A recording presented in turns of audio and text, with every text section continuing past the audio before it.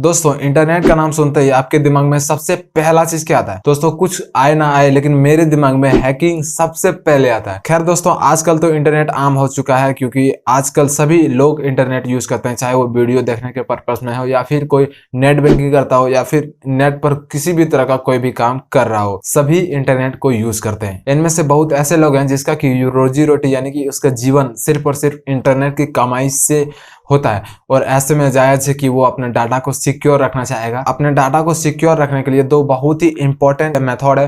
पहला है आपके पासवर्ड को मजबूत रखें और दूसरा आता है 2 स्टेप वेरिफिकेशन। 2 स्टेप वेरिफिकेशन आपके डाटा को सिक्योर रखने के लिए काफी इंपॉर्टेंट रोल प्ले करता है। तो 2 स्टेप वेरिफिकेशन आखिर काम कैसे करता है? तो नाम से ही आपको पता लग गया होगा, 2 स्टेप वेरिफिकेशन यानी कि 2 चरणों के सत्यापन।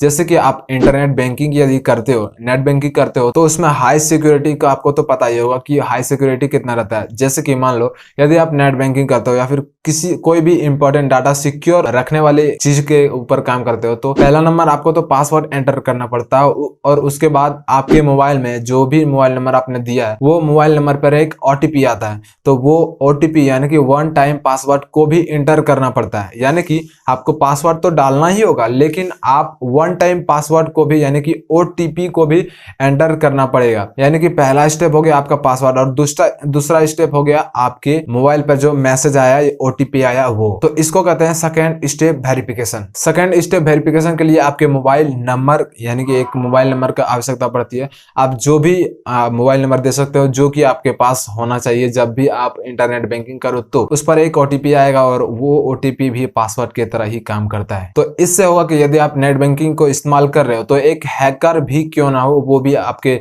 मतलब डाटा को चुरा नहीं सकता, डाटा को हैक नहीं कर सकता है। दरअसल ऐसा होगा कि यदि वो आपके पासवर्ड को चुरा भी ले, मान लीजिए आपके जीमेल चुरा लिए, जीमेल अकाउंट चुरा लिए, उसके पासवर्ड को भी चुरा लिए, तो वो आपके जीमेल का यूजर नेम एंटर करेगा और पासवर्ड एंटर करेगा। उसके बाद वो लॉगिन भी करेगा तो उसके बावजूद भी एक ओटीपी डालना पड़ेगा। जो ओटीपी आपके मोबाइल में आएगा तो वो हैकर कैसे उसे हैक कर सकता है। तो दोस्तों यदि आप एक यूट्यूबर हो या फिर इंटरनेट बैंकिंग पर काम करते हो और अपना डेटा को सिक्योर रखना चाहते हो, then you should must apply second step verification on your Gmail account. और ये वीडियो अपने दोस्तों को भी शेयर करना ताकि उससे भी ये पता चल सके। If you want to know how to apply second step verification then you must comment below.